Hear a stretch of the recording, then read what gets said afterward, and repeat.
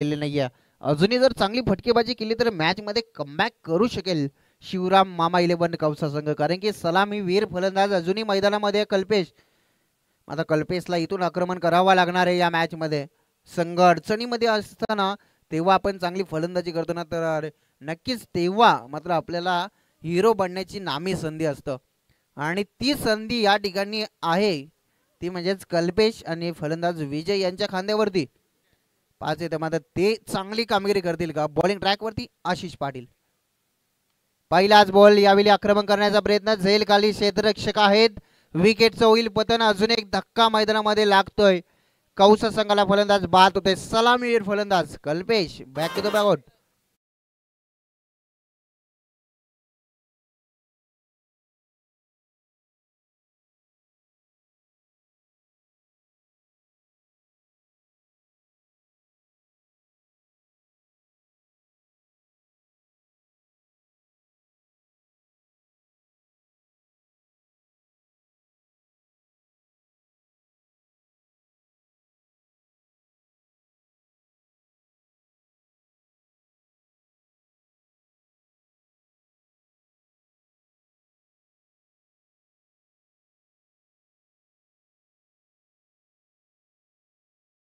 भरपूर बॅकफुटला येऊन टेपलेला आहे तो, म्हणजेच आपण पाहता कौसा संघ 39 धावा करायचे येणारे बॉल असतील ते 11. आशिष पाटील आपल्याला मैदानामध्ये गोलंदाजीसाठी पाहायला मिळत आहे. स्टॅकनेनला हर्ष. यावेळेचा बॉल मोठा फटका येईल की काय, बऱ्याच उशिरानं, मात्र तोही नाहीये. झेल खाली क्षेत्ररक्षक, अजून एक फलंदाज होते बाद आणि अजून एक धक्का लागलाय टीम कौसाला. हर्ष पारीचा अंत झालाय.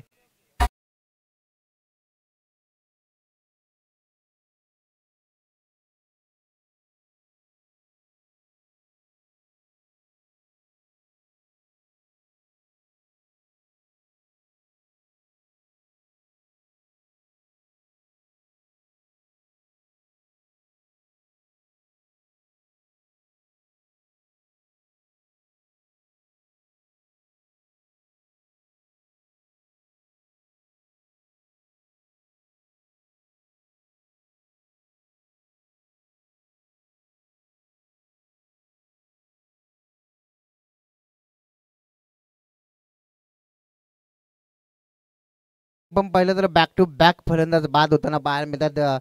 आशिषने 2 झटके दिलेत मैदानामध्ये कौसा संघाला. धावसंख्या 11 या आकड्यावरती, 11 धावा धावफलकावरती आपल्याला पाहायला मिळतात. अजूनही येणारे 10 बॉल आणि 39 धावसंख्येची गरज आहे या मॅच मध्ये.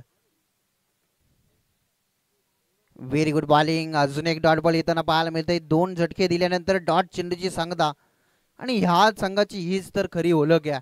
जेव्हा जेव्हा आपण पाहिलं तर रोहिंजन ब संघ मैदानामध्ये दाखल झाला तेव्हा त्यांची गोलंदाजी धारदार राहिली आणि याही मॅच मध्ये त्यांनी तेच कार्य केलंय.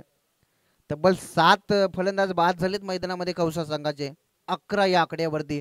50 टार्गेट असताना बॅकफुट लावून स्पंज करण्याचा प्रयत्न, झेल खाली क्षेत्ररक्षक, अजून एक विकेट, अजून एक धक्का मैदानामध्ये लागलाय तो कौसा संघाला.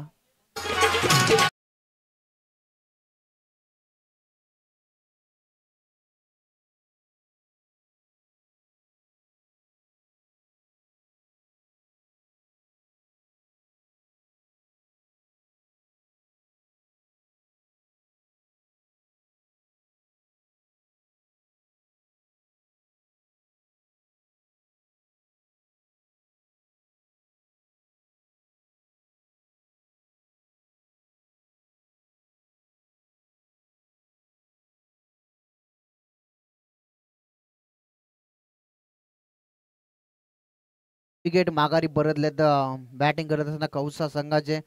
आशिषचं करेल कौतुक, या षटकामध्ये 4 चेंडू फेकले, 3 विकेट संपादित केल्यात या मॅच मध्ये. अप्रतिम कामगिरी केली आहे या मॅच मध्ये.